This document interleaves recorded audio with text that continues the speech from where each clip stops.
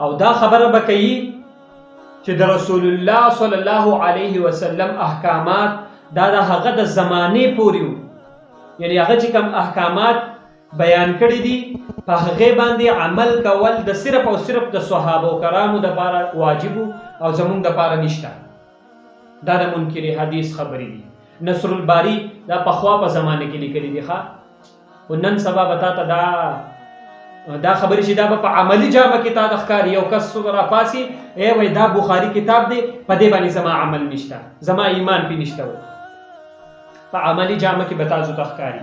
یعنی حدیث حجت دی، حدیث حجت دی، خو وایي موږ ته څه دي؟ حدیث په قابل اعتماد طریقه سره نه دي را رسېدلي. یعنی د راویانو په باره کې به تا بدزونه کړي، د صحابه کرامو په باره کې به تا بدزونه کړي، د قرآن مجید په باره کې به تا بدزونه کړي. څنګه؟ هلکه د راویانو په باره کې چې بدزونه کړي چې یاره دا قرآن موږ ته په صحیح طریقه سره نه دی را رسېدلی، دا حدیث. نو چې ته د راویانو په باره کې بدزونه شوې، نو هلکه تا چې د یو سړي د ذات په باره کې بدزونه شوې، نو د هغه راوړې شوې خبره باره کې به ته بیا یقین به وکړې. کفار ولې ګمراه وو؟ خو د رسول الله صلی الله علیه وسلم ذات یې نه منو که نه. په کفارو کې، کفار مکه کې د دنیا خلک داسې وو چې الله یې منو، خو بغض حسد دی د رسول الله مبارک صلی الله علیه وسلم سره. نو چې تا د راوی په باره کې بدزونه کی، د صحابي په باره کې تا بدزونه کی چې دا حدیث راغلی دی، خو پس یاره دا خو راوی خو ضعیف دی.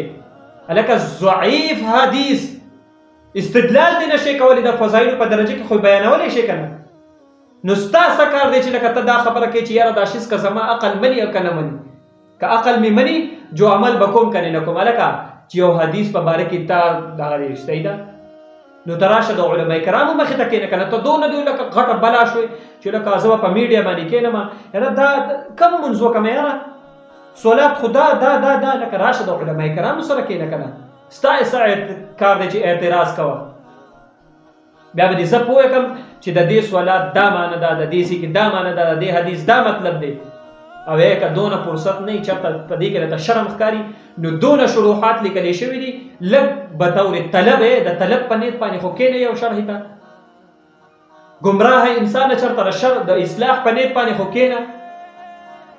خو دغه نشته، صرف او صرف تا به د حدیثو په باره کې بدزونه کوي. زموږ بعضې خلک د دې شي نه متاثره دي. بله ورځ موږ یو ویډیو وکته، یو کس وایي دا مفتي زما ډېر خوښ شوی دی، ښکلې ښکلې خبرې کوي. ښکلې خبرې به دا نه کوي چې د صحابت درس خو یې پته نه لګي څه به وایي، خو چې خبرې راځي، خبرې ویډیو یې ګوري، دقه بدګمانۍ، دقه چېرته به یو شتی به یې ایښتي او هغه خبرې به یې چلېږي.